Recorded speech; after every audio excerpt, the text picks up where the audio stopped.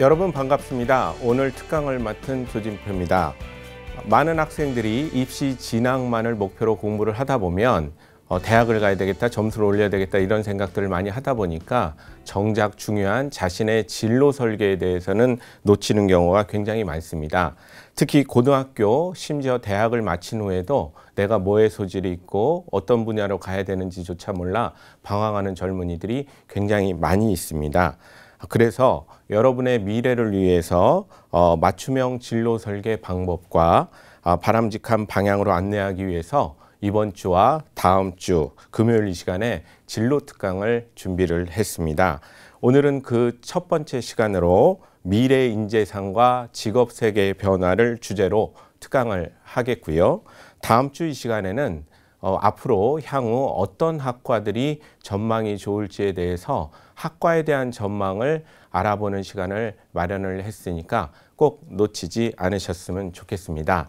자, 그럼 TBS 기적의 TV 상담받고 대학 가자 진로 특강 1탄 미래인재상과 직업세계 변화 지금 시작합니다.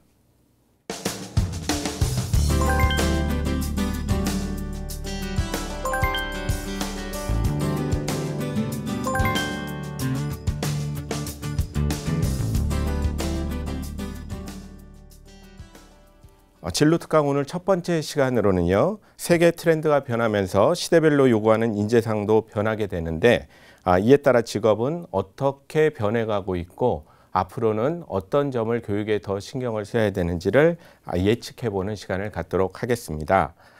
먼저 노동시장 진입으로 본 진로의 중요성에 대해서 알아볼 텐데요. 화면을 통해서 최근에 왜 진로 교육에서 설계가 굉장히 중요해졌고 우리 학생들이 학부모들과 함께 진로 설계에 왜 관심을 가져야 되는지 구체적인 수치와 함께 자신의 길을 알아보는 시간을 가져보도록 하겠습니다. 자, 화면을 보시죠.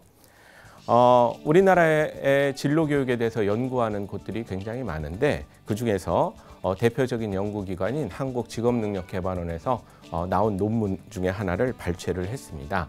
이해를 쉽게 하기 위해서 우리나라의 모든 중학생이 있다면 그 중학생을 100명이라고 봤을 때 그 100명이 어떤 선택들을 해나가는지를 알아보는 그런 논문이라고 보시면 되겠습니다. 그래서 중학생 100명이 있다면요. 우리 중학생들은 현재 대한민국의 중학생들은 어떤 진로 진학 선택을 하냐면 일반계 고등학교에 인문계 고등학교죠. 81.2% 정도가 진학을 합니다. 저 퍼센트는 연구 시점의 퍼센트이기 때문에 요즘하고는 약간 차이가 있을 수가 있습니다. 그러니까 경향만 여러분들이 이해를 하시면 되겠습니다. 그리고 특성화 고등학교에는 100명 중에 한 19명 정도인 18.43%가 진학을 하고 있다라고 2013년 논문에 나와 있게 되는 거죠. 그러면 일반계 고등학교를 간, 인문계 고등학교를 간 81명은 다음 선택을 어떻게 하느냐? 그러면 약 54% 정도가 4년제 대학에 진학을 하는 그런 모습을 보이고 있고요. 그 다음에 22% 정도가 전문대학에 진학을 합니다. 그리고 1% 정도가 인문계 고등학교를 졸업하고는 나중에 고졸 취업으로 빠지게 되는 그런 모습을 보이게 되고요. 놀라운 것은 일반계 고등학교를 졸업하고 약 21.3%가 무직 및 이상에 빠지는 게 현재 대한민국의 현실이다라고 보시면 되겠습니다. 참 놀랍지 않습니까? 우리 고등학교 공교육 12년을 마치고 성인이 돼서 일반계 고등학교를 나왔음에도 불구하고 나중에 직업을 못 찾고 방황하는 젊은이들이 무려 21%나 된다는 게 굉장히 놀라운 사실로 다가오실 겁니다. 그러면 우리 표에서 보시는 대로 특성화고를 졸업한 학생들은 어떻게 되느냐? 4년제 대학에 약 17% 정도가 진학을 하고요. 그다음에 전문대학에 30% 정도가 진학을 합니다.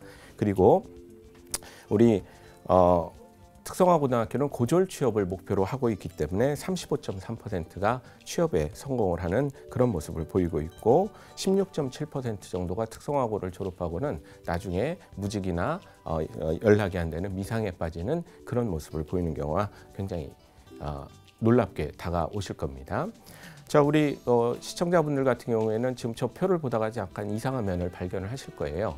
100명으로 시작했는데 나중에 결과를 보면 합이 50명, 45명이니까 95명이죠. 그래서 저게 뭐 CG 실수가 아니냐 이렇게 생각을 하시겠지만 그건 아니고요. 저 표에는 안 나와 있지만 100명 중에 4명이 대학원에 진학을 하고요. 1명이 군대에 계속 남아있다라는 그런 연구 보고서 내용이었기 때문에 그 5명을 빼고서는 정확하게 표시가 됐다라고 보시면 되겠습니다. 자, 이 표를 보시면 여러분들이 심각하게 좀 고민을 하셔야 되는 게 뭐가 있냐면요. 현재 일반고등학교의 위기라는 말들을 굉장히 많이 쓰는데요. 일반고등학교 위기는 이 표에서 보시는 대로 대학 갈 지금 목표도 없고 또 취직에 대한 목표도 없는 학생들이 무려 21% 정도가 지금 고등학교 교실에서 공부를 하고 있는 게 우리 어른들이 아이들한테 목표를 주고 동기부여를 하지 못하는 그런 좀 슬픈 모습으로 다가와야 느껴야 되는 그런 상황이라고 보시면 되겠습니다. 놀랍게도 현재 일반고등학교에서 방향을 못 잡는 아이들이 오히려 특성화고등학교 아이들보다 더 높은 비율을 보이고 있기 때문에 일반고등학교의 전반적인 목표 부재에 따른 위기가 더 심각하다. 보통은 자꾸 진학에만 관심이 있으니까 뭐 저 대학 진학률 이런 거 갖고 자꾸 얘기를 하지만 저 장기적으로 표를 보면 일반고등학교의 진짜 심각한 위기는 목표의 부재, 그다음에 진로 설계의 부재다라고 이해를 하시면 되겠습니다. 그리고 최근에는 또 새로운 요 표에 안 나오는 트렌드가 하나 생겼는데요. 업데이트가 된 게 최근에 언론에서 많이 부각을 하고 있는 건데 현재에서 과거와는 달리 4년제 대학을 졸업하고 다시 전문대학에 입학하는 새로운 트렌드도 생겼습니다. 그래서 4년제 대학을 졸업하고 전문대학에 재입학을 하는 그 학생들이 무슨 과를 목표로 하는가를 우리가 살펴봤더니 대부분이 1순위로 재입학하는 학생들이 간호학과에 많이 진학을 하고요. 유아교육과에 또 2순위로 많이 진학을 합니다. 그래서 이 간호학과와 유아교육과는 취직이 잘 되기로 유명한 과들이기 때문에 상대적으로 4년제 대학을 졸업하고 우리 상식적으로는 달리 전문대학을 재입학한다는 것은 취업을 목적으로 그런 행동을 함을 우리가 알 수가 있게 되는 거죠. 우리 대학을 가게 되면요. 또 우리 학부모들과 학생들은 옛날 생각하면서 대학만 가면 끝난다라고 생각하기 때문에 자꾸 대학 가라 이 얘기를 많이 하지만 표에서 보시는 대로 현재 4년제 대학을 졸업하고 바로 이제 무직 상태에 빠지는 비율이 무려 42% 정도에 달하는 높은 상황을 보이고 있습니다. 참 허무한 일이죠. 그렇게 열심히 공부해서 대학을 갔더니 졸업하자마자 취업할 곳이 없는 그런 상황이 지금 보여지고 있는 겁니다. 전문대학으로 다시 몰리는 이유는 뭡니까? 전문대학에서의 취업률이 4년제 대학보다 현재 높은 모습을 보이고 있기 때문에 그런 또 역전현상까지도 일어나고 있다고 보시면 되겠습니다.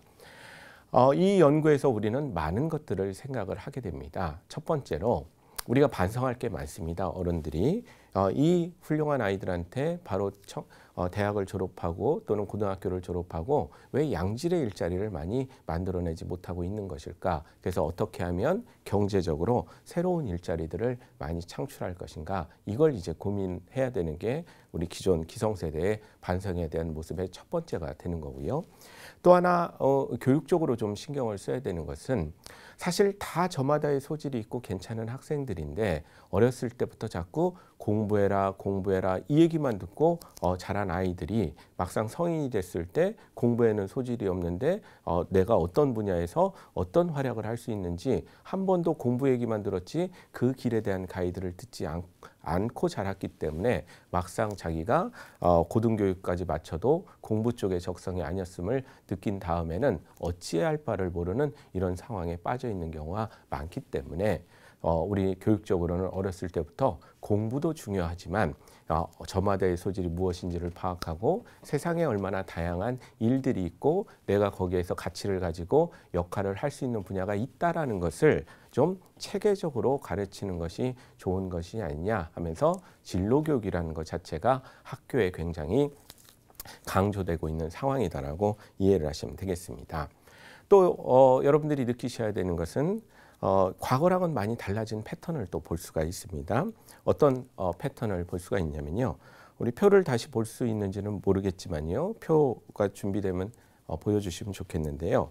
만약에 그 중학생이 우리 표에서 보면 일반 고등학교를 졸업하고 4년제 대학을 간 다음에 무직 및 미상에 빠지는 그런 모습들을 보였었는데요. 그 무직 및 미상에 빠지는 그 모습과 또 반면에 특성화 고등학교를 졸업하고 전문대학을 진학하고 취업을 하는 그런 길들을 고려를 해봤을 때 여러 가지 다른 양식이 나타나고 있는 거죠. 네, 마이스터 고등학교를 졸업을 하고 만약에 직접 취업을 하게 되면 우리가 3년 뒤에 직장에서 근무를 하면 재직자 특별 전형이라는 대입 전형을 통해서 다시 대학에 진학을 할 수가 있는 그런 길도 지금 존재를 하는 겁니다. 그러면 과거에는 일반계 고등학교를 진학을 하고 4년제 대학을 진학을 한 다음에 사회 나가는 것이 우리 특성화 고등학교를 나온 것보다 더 낫다라고 판단을 했었지만 요즘은 상황이 많이 바뀐 겁니다. 왜 그러느냐? 예를 들면 올해 우리 대전에는 소프트웨어 마이스터 고등학교라는 게 개교를 하는데 소프트웨어 마이스터 고등학교에서 우리 고졸 취업을 하고 나중에 자기가 대학을 가고자 할 때는 재직자 특별 전형을 통해서 괜찮은 대학을 갈 수 있다라는 거죠. 그러면 돈도 벌고 사회에서 배우고 싶은 공부도 하고 20대 후반에 4년제 대학을 간 아이와 만났을 때는 과거와는 달리 이런 길들이 더 쉽게 사회에 안착하는 길들을 제공할 수가 있게 되는 겁니다. 그래서 제 말은 적성과 상관없이 특성화고와 이런 쪽으로 가는 게 4년제 대학을 가는 것보다 낫다 이런 뜻이 아니라 옛날에는 한 가지 길이 굉장히 좋은 길이라는 게 알려져 있었지만 지금은 다경로 사회가 됐기 때문에 어느 길이 반드시 절대적으로 좋은 길이라는 것은 존재하지 않게 되는 겁니다. 무슨 얘기냐? 학부모님들한테 특히 얘기해주고 싶은 건데요. 뭐냐면 옆집 아이 가는 길에 그렇게 관심 가질 필요가 없어졌습니다. 지금은 옆집 아이 가는 길은 그 아이가 가는 길이고 지금은 다경로 사회에서 내가 우리 아이가 어떤 경로를 우리 아이에 맞는 경로를 택해서 차근차근 걸어갈 것이냐 훨씬 더 우리 아이의 경로 문제에 집중을 해달라는 그런 말씀을 드리고 싶습니다.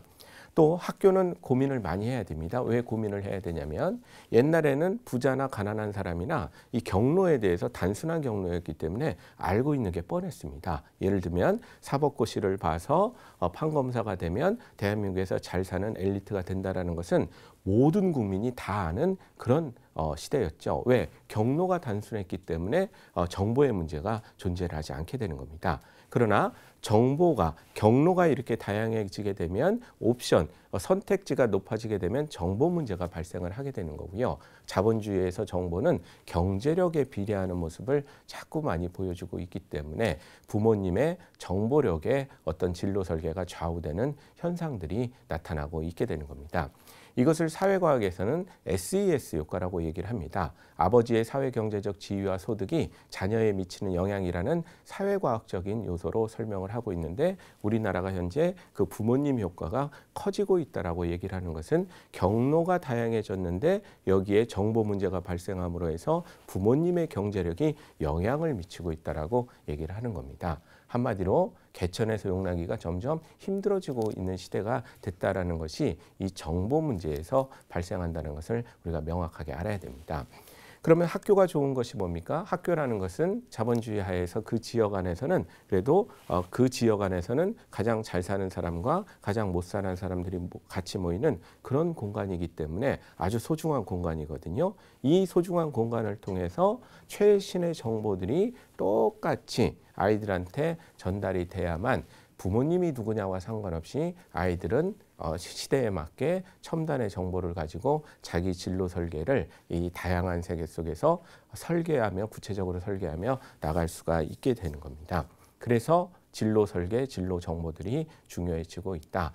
그러니까 우리 학생들은 부모님하고 같이 공부 이런 거 기본적으로 신경 쓰는 것은 뭐 바람직하다고 볼 수가 있으나 더 나이가 들어갈수록은 점점 이 학습 능력이라는 게 크게 향상되는 것이 아니기 때문에 내가 가지고 있는 이 능력 안에서 내가 하고 싶은 게 뭐고 거기까지 도달하는 방법이 얼마나 많을 것인가, 그중에서 나는 어떤 길을 택할 것인가에 대해서 자꾸 관심을 갖는 것이 중요하다라고 볼 수가 있겠습니다.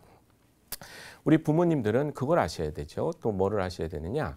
아이들이 부모님한테 왜 꿈을 얘기를 하고 진로 설계를 잘 얘기를 하느냐, 도움을 받고 싶음에도 불구하고 우리 부모님들은 자꾸 자기들이 아는 것 중에 일부만을 강요를 하기 때문에 그런 현상이 나타납니다.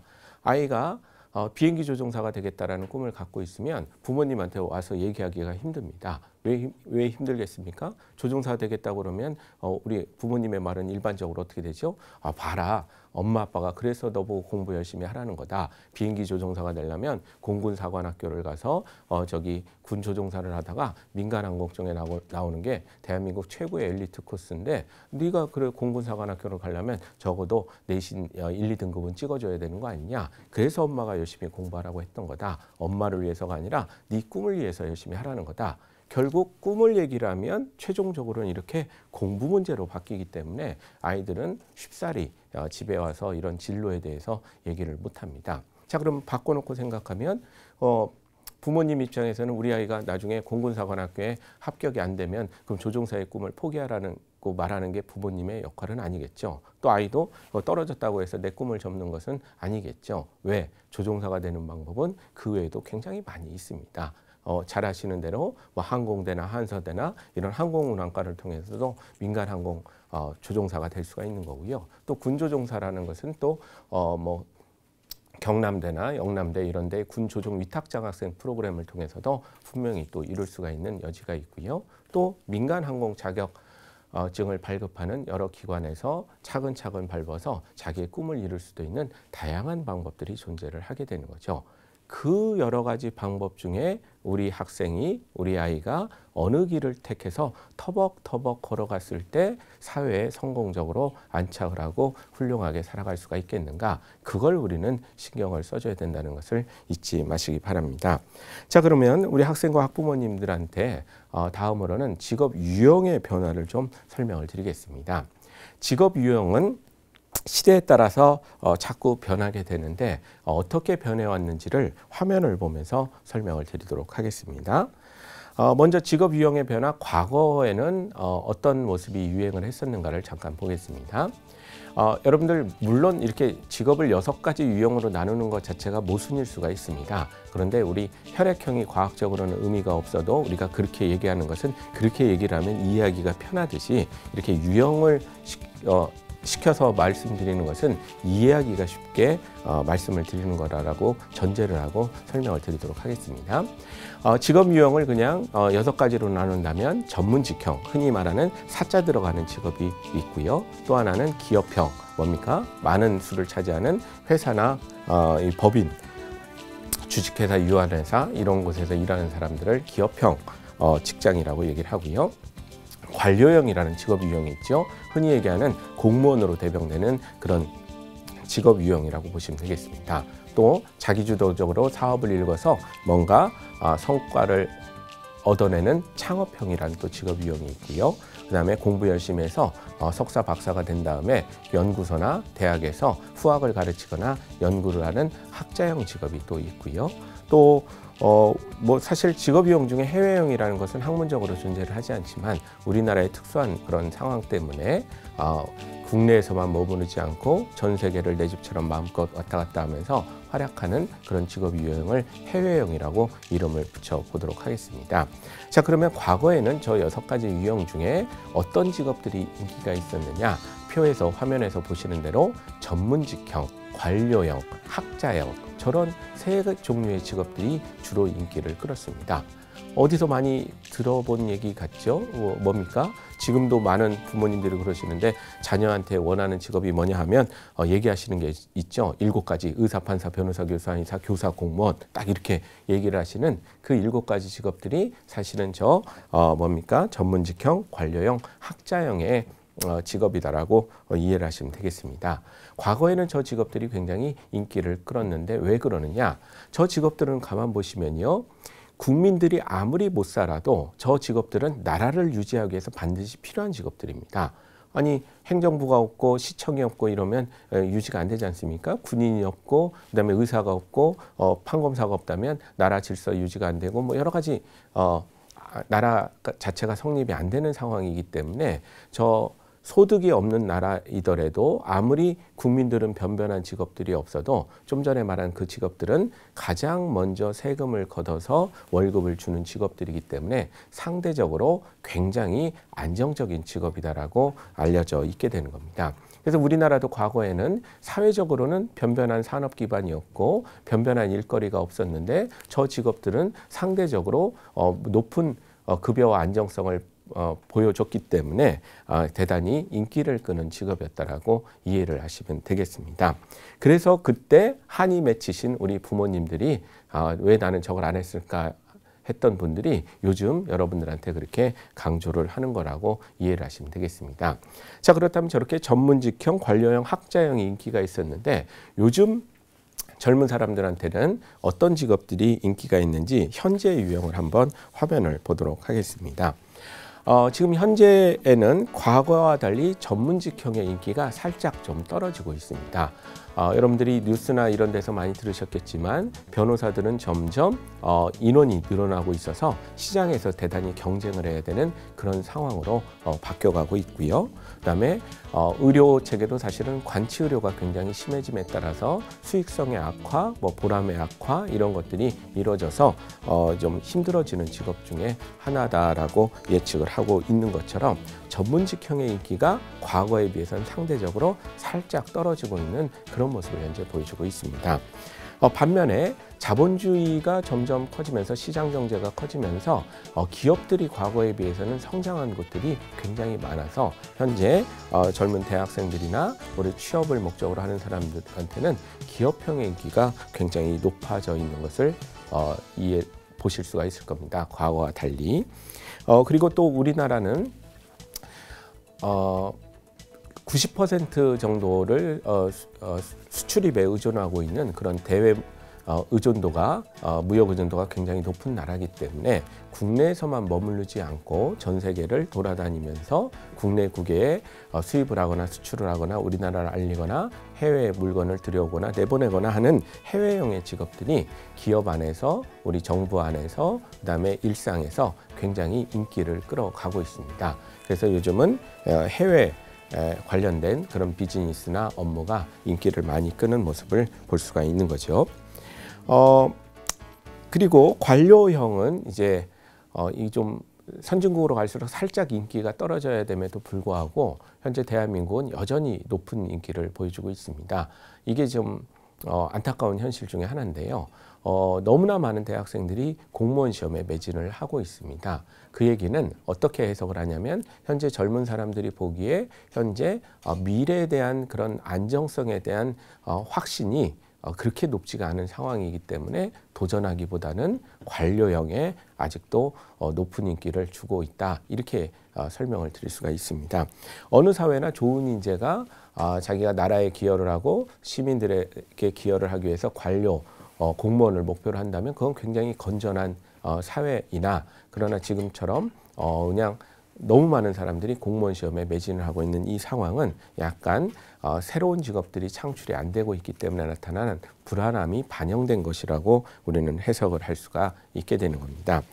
학자형은 이 학자라는 것은 우리 나라가 커질수록 기업이 커질수록 각종 연구소가 늘어나서 인기를 좀 끌어야 되는데 현재 대학에서 이 학자형이 많이 소비가 되는 직업 중에 하나인데 학생 수가 급격하게 감소를 하고 있기 때문에 대학들도 구조조정 중에 있고 하는 상황에서 이 학자형이 그렇게 공부를 많이 마쳤으나 일자리가 많이 창출되고 있지는 않은 과거에 비해서는 인기가 상대적으로 전문직이나 관료형보다 더 떨어진 이런 상황이다라고 이해를 하시면 되겠습니다.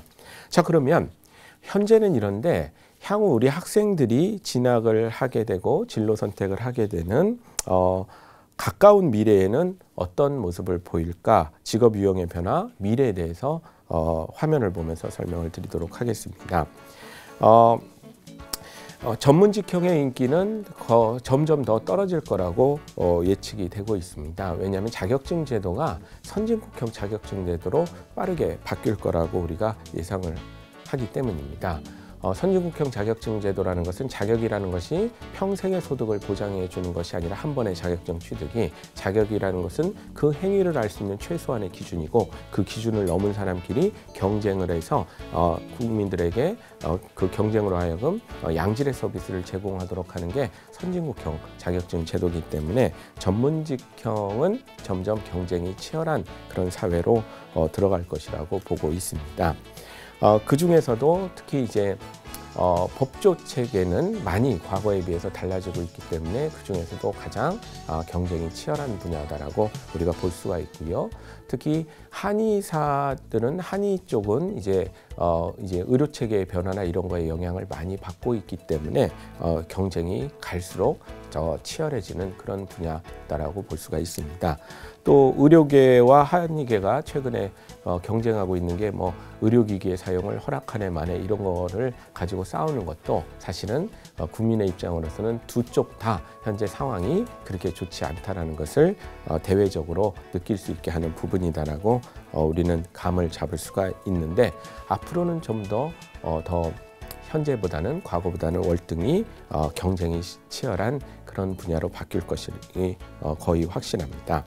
그렇다면 기업형이 사실은 더 인기를 끌어주고 커져야만 우리 많은 학생들이 마음껏 공부한 것이 사회에서도 이렇게 발휘할 수 있는 그런 터전이 되는데, 안타깝게도 최근 경기가 극심하게 부진한 그런 상황이기 때문에 신규 일자리 창출들이 굉장히 어려워져서 사실은 이 기업형의 인기가 더 좀 늘어나야만 우리의 전체적으로 나라 경제도 우리 국민들도 좋아지고 학생들도 일자리 선택이 많아지는데, 저 부분이 안타깝게도 벌써 천장을 치고 약간 내려오는 모습을 보이고 있어서 조금 아쉬운 상황이다, 이렇게 보시면 되겠습니다. 또 대기업들이 매출이 1조가 늘어도 요즘은 신규 일자리 창출이 거의 없습니다. 왜냐하면 자동화가 많이 되어 있기 때문에 그 신규 일자리 창출이 많이 되려면 그 자동화 수준의 이하의 그런 기업들, 예를 들면 중소기업이나 이런 것들이 좀 커야 되는 상황이다라고 이해를 하시면 되겠습니다. 알차고 튼튼한 그런 강한 중소기업들이 많이 늘어나야만 일자리 창출은 기업형에서 더 많이 되는데, 아직까지는 그런 신호가 보이지 않고 있기 때문에 기업형이 다소 위축될 거라고 예측을 하고 있게 되는 거죠. 그렇다면 이제 두 가지 선택이 남는 겁니다. 어떤 선택이 남는 겁니까? 전문직형 인기 떨어져 기업형 좀 더 들어야 되는데 축소돼, 이런 상황. 학자형은 인구 감소로 안 돼, 관료형은 지금 몰리고 있지만 사실은 도전 정신이 많이 지금 위축된 상황, 이런 상황이니까 나라나 이런 경제를 걱정하는 사람, 노동을 걱정하는 사람들은 그래서 최근에 창업형을 그렇게 많이 밀고 있게 되는 겁니다. 이 경제 구조에서 일자리 창출이 굉장히 어렵게 됐으니, 그렇다면 옛날엔 없던 새로운 IT 서비스가 나오게 되면 그 없던 서비스가 나왔기 때문에 그걸로 인해서 여러 가지 일자리 창출이 되니 자꾸 어디에 취직할 생각 또 좋지만 그거 이전에 본인이 갖고 있는 독자적인 기술이나 아이디어가 있으면 적극적으로 한번 창업을 해봐라, 창직을 해봐라, 새로운 분야에 도전을 해봐라 하는 그런 이제 분위기들로 많이 바뀌고 있다라고 이해를 하시면 되겠습니다. 그래서 정부에서 노동계에서도 지원이 대부분 창업, 창직 쪽에 최근에 많이 몰리고 있는 것도 기존의 시스템으로는 일자리 창출이 어려워서 이쪽에 많이 지원을 하고 있기 때문에 우리 대학생들도 특히 이공계를 중심으로 해서 기술이 있는 사람들은 향후에 창업 쪽에 많이 도전할 거라고 예측을 하고 있어서 그쪽에 좀 시장이 커질 것을 우리는 예측을 하고 있습니다. 그 다음에 역시 우리나라는 대외무역 의존도가 굉장히 높은 나라이기 때문에 또 지정학적이나 아니면 자원 분포상 이 대외무역에 굉장히 강해야만 나라가 성장하는 그런 구조를 보이고 있기 때문에, 그럼 살 길은 창업 쪽으로도 밀고 남은 한 분은 뭡니까? 국내에 머물지 않고 나가라 하는 겁니다. 그래서 자꾸 해외 진출이나 해외형에 대한 지원들이 늘어날 것이다라고 우리가 예측을 하고 있는 겁니다. 그렇다면 준비를 해야 되겠죠. 저런 데서 우리가 힌트를 얻는 겁니다. 창업형을 자꾸 밀고 해외형을 민다면 여러분들이 학교에서 공부할 때도 항상 저런 사회에서 내가 나가기 때문에 뭐를 신경 써야 되죠? 자기만의 전문성을 신경을 써야 되는 거죠. 왜? 그래야 창업도 할 수 있고 기업에서 또 전문성을 인정받아서 들어갈 수가 있고 또 내가 좋아하는 전문 기술이 그 자격증이 있는 곳이라면 전문직해도 도전해 볼 수 있는 그런 여러 가지 기회를 가질 수가 있기 때문입니다. 또 향후에 해외 진출, 노동의 해외 진출이나 여러 가지 해외와의 교류를 통해서 일자리를 창출을 하는 것이 국가의 중요한 목표 중에 하나라면 또 어떤 생각을 가질 수가 있겠습니까? 우리는 마음을 열고 자꾸 세계를 받아들이고 글로벌에 대해서 공부를 하고 언어로부터 자유로워서 자꾸 새로운 기회들을 만들어내는 그런 능력 키우는데 신경을 써야 되겠다 하는 힌트들을 잡을 수가 있게 되는 겁니다. 자, 지금까지 현재 중학생들이 어떤 노동시장의 진로 진학 선택을 통해서 노동시장에 진입을 하는지를 봤고요. 그리고 현재, 과거, 미래 이렇게 넘나들면서 직업 유형들이 어떻게 변해왔고 앞으로는 어떤 변화가 있는지를 다시 한번 되짚어 보겠습니다.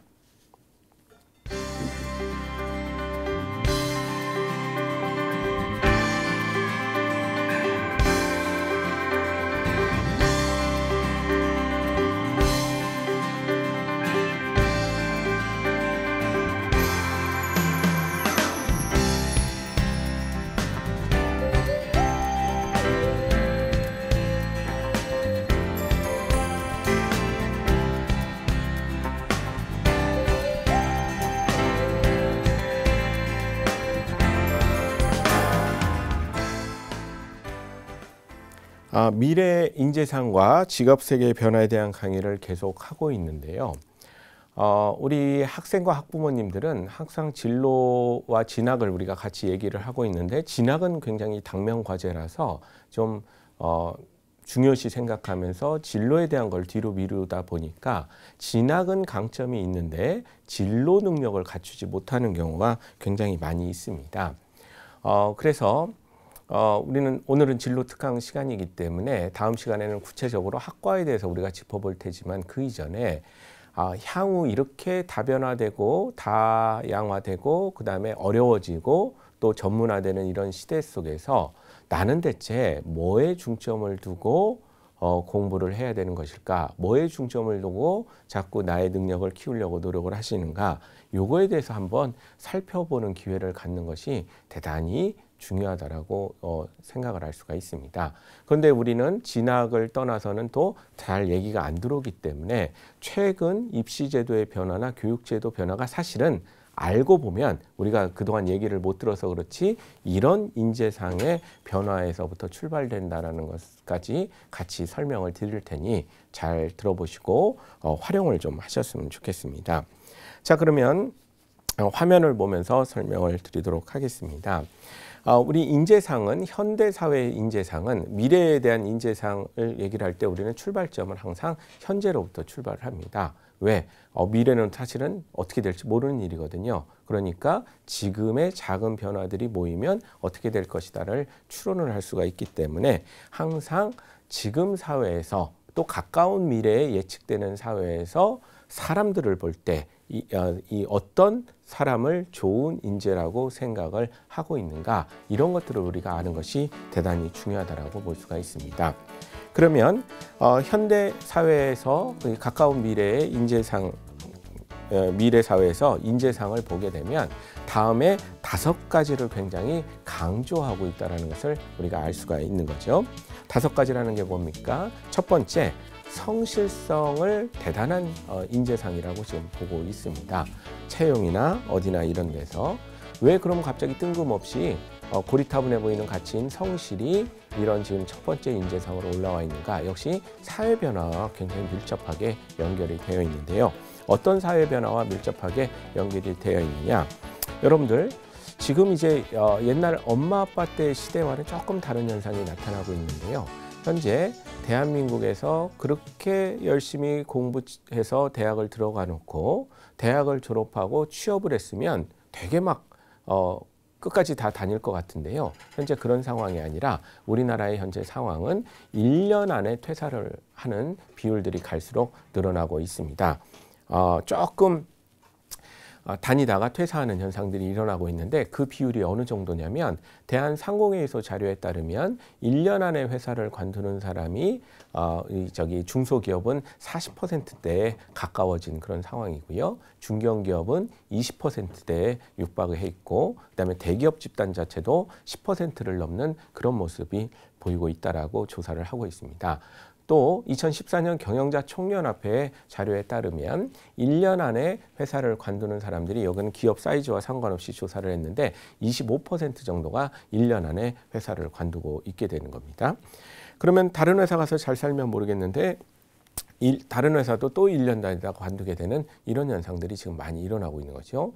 가장 지금 우려가 되는 것은 중산층 이상의 경우에는 그렇게 이 회사 2번 관둔 사람이 또 부모님한테 와서 엄마 나 대학원 갈래, 유학 갈래, 편입할래 하면서 또 부모들의 노후에 사용될 돈까지도 땡겨다 쓰는 게 현재 심각한 우리 사회 문제다라고 이해를 하시면 되겠습니다.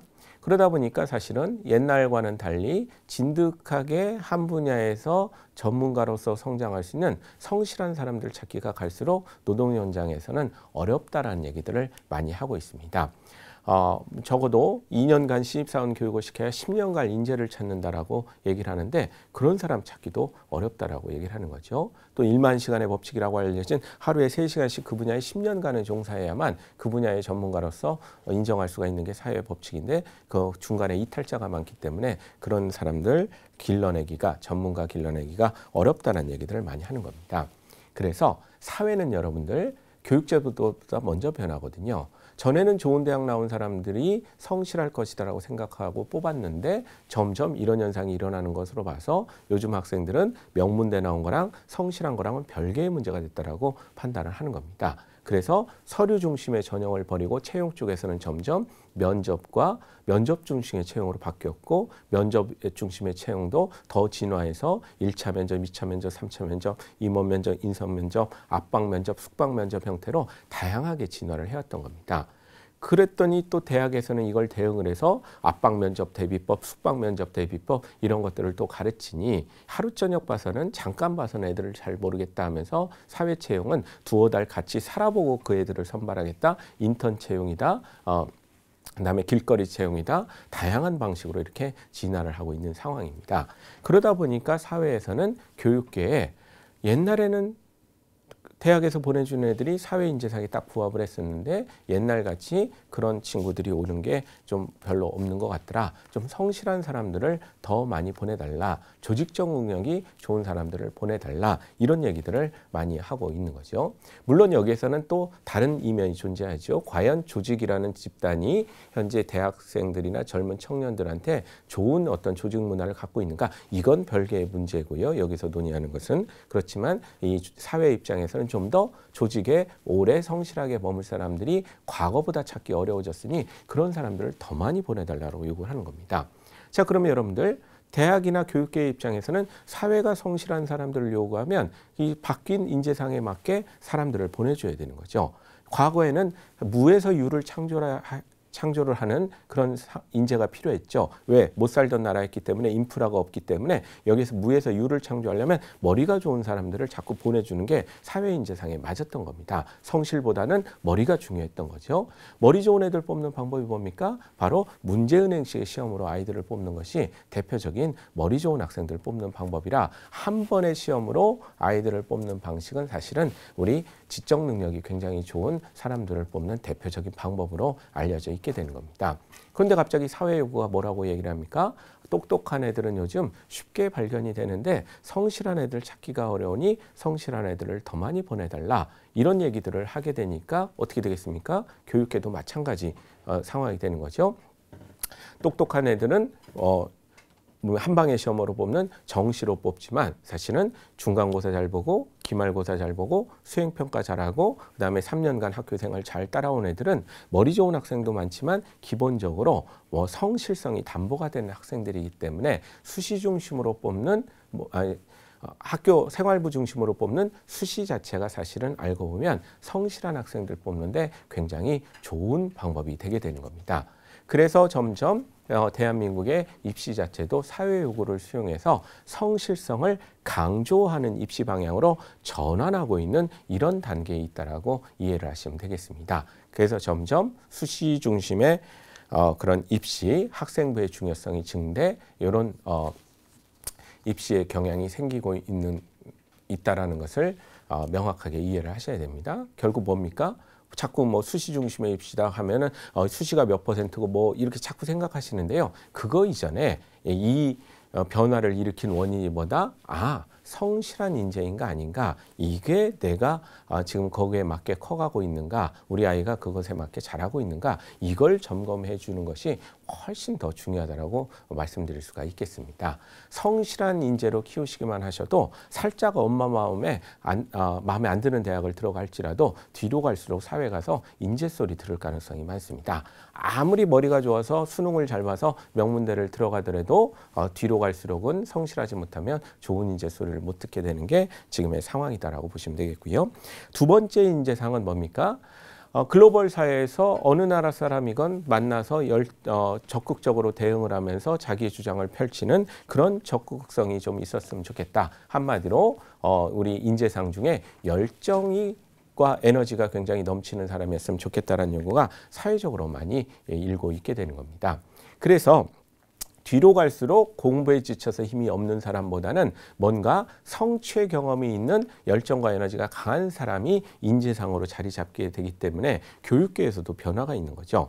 열정과 에너지가 있는 사람들을 그러면 똑같은 고등학생인데 누가 더 열정과 에너지가 있을지 어떻게 판단하겠습니까? 교육계에 경험적으로 알려진 내용들이 있는 거죠. 뭡니까? 똑같은 중고생이라면 중고등학교 때 예술체육 활동을 열심히 한 아이들, 그 얘기는 뭡니까? 무대 위에 서서 박수를 받아본 사람들, 체육대회를 열심히 해서 축구대회를 해서 결승전에 올라가서 전교생이 보는 앞에서 골을 넣어본 사람들, 이런 사람들이 훨씬 더 박수의 경험, 그다음에 성취의 경험이 있기 때문에 열정과 에너지가 강할 것이다라고 알려져 있게 되는 겁니다. 또 어떤 취미 활동에 매니아적 수준까지 깊게 빠진 사람들은 몰입의 경험이 있기 때문에 사회 나와서도 뭔가 몰입할 가능성이 높다라고 보고 있게 되는 거죠. 그래서 열정과 에너지를 키우는 대표적인 방법으로 예술체육 활동과 취미 활동의 강조가 사실은 교육의 코드가 되게 되는 겁니다.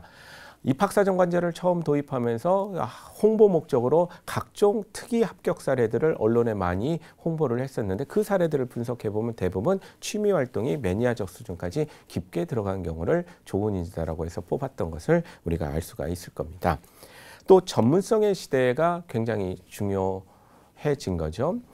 우리 사회에는 다양한 기능이 과거에 비해서 많이 생겼고 그 기능을 누가 해결해 줄 수 있는가에 대해서 굉장히 궁금증을 갖고 있기 때문에 사회에서는 요즘 어느 대학 나왔느냐가 중요한 게 아니라 뭘 잘하느냐가 굉장히 중요하다라고 얘기를 하는 겁니다. 근데 우리 학생들은 습관적으로 뭘 잘하느냐 물어봤는데 자기의 학교를 자꾸 얘기하는 과거의 행태들을 많이 보이기 때문에 사회적으로 자꾸 교육계에 요구를 하는 겁니다. 질문이 바뀌었다. 어느 대학 나왔는지가 중요한 게 아니라 뭘 잘하느냐가 우리가 중요하니 그거에 답변을 잘하는 아이들로 보내달라고 얘기를 하는 겁니다. 그러면 대학 입시도 어떻게 되겠습니까? 수시 6번 지원하는데 6번 동안 다 다른 학과를 쓰는 아이들보다는 진짜 네가 꿈이 건축설계사라면 A대학교에도 건축학과 쓰고 B대학교에도 건축학과 쓰고 C대학교에도 건축학과를 쓰는 그런 아이를 찾아서 선발하겠다라고 사회 요구에 부응을 하게 되는 겁니다. 그렇죠? 이걸 뭐라고 부릅니까? 전공적합성이라고 얘기를 하는 겁니다. 그렇죠? 그러면 어떻게 너네들이 알겠느냐? 대학들이 다른 대학에는 무슨 과를 썼는지 모를 텐데 쉽게 할 수 있다. 자기가 진짜 건축 설계사가 꿈이라면 고등학교 때 우리 과에 관련된 과목을 조금이라도 더 열심히 했을 거고 우리 과에 관련된 동아리 활동을 했을 거고 우리 과에 관련된 책을 열심히 읽어서 다른 아이들보다 우리 과에 대한 관심의 수준이 높지 않겠느냐? 이거는 학생부와 면접을 통해서 쉽게 확인을 할 수가 있다라고 얘기를 하는 겁니다. 그래서 엄마 아빠 때는 학과 목표를 고3 때 점수 받고 정했지만 지금은 고1 때 정하고 나머지 2, 3학년을 그거에 몰입하는 게 굉장히 중요해졌다라고 보시면 되겠습니다. 또 네 번째 우리 사회 인재상 중에 하나는 옛날에는 개인이 업무의 최소 단위였지만 지금은 팀이 업무의 최소 단위가 됐기 때문에 지금 팀 플레이가 굉장히 중요한 시대가 됐습니다. 협업 능력이 중요해졌다라고 보는 거죠. 그럼 협업 능력은 어떤 사람들이 강하냐? 봉사활동 열심히 하는 아이들, 동아리 활동을 열심히 하는 아이들, 학생의 임원으로서 활동 열심히 하는 아이들이 협업 능력이 강하기 때문에 훨씬 더 그런 면들을 과거에 비해서 강조하고 있는 상황이다라고 보시면 되겠습니다.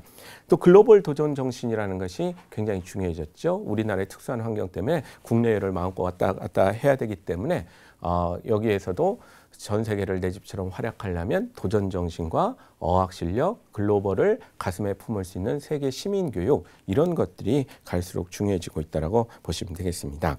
자, 그러면 성실, 열정, 전문성, 협업 능력, 글로벌 도전 정신에 대한 인재상에 대한 요구가 수시 중심의 입시, 학생부의 중요성, 예술체육활동, 취미활동의 강조, 전공 적합성의 등장, 봉사 동아리 학생의 임원 활동의 중요성, 외국어 교육의 강조, 세계 시민 교육의 강조로 이어지고 있다는 것을 볼 수가 있겠습니다.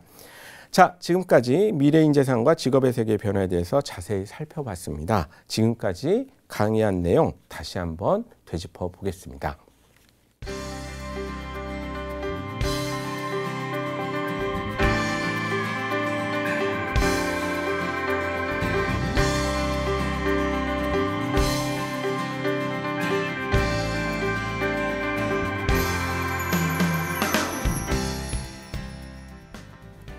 자, 지금까지 노동시장에 진입하는 진로의 다양성과 직업의 시대별 조금 형태의 다양성의 변화, 유형의 변화라고 할 수가 있죠. 그다음에 인재상에 따라서 교육계에 요구되지는 사항들이 어떻게 변해지는지를 살펴봤습니다. 여기서 제가 강조하고 싶은 것은 이 내가 갈 길에 대한 정보를 얼마나 많이 흡수할 것인가가 공부 열심히 하는 것 못지않게 중요해진 사회가 됐다는 거 하고요. 그다음에 입시제도 자체에 대한 관심보다는 인재상에 대한 관심을 가져서 그것에 맞게 내가 나가고 있는지를 점검해 보는 게 훨씬 더 중요해진 상황이 됐다라고 이해를 하시면 되겠습니다. 이렇게 미래에 대한 변화를 기본으로 해서 구체적으로 각 학과들은 어떤 위기와 전망이 있는지를 다음 시간에 말씀을 드릴 테니 여러분들도 내 이 다양한 사회 속에서 어떤 길을 택할 것인지에 대해서 좀 더 고민하는 한 주가 되셨으면 좋겠습니다. 오늘 강의 여기까지입니다. 감사합니다.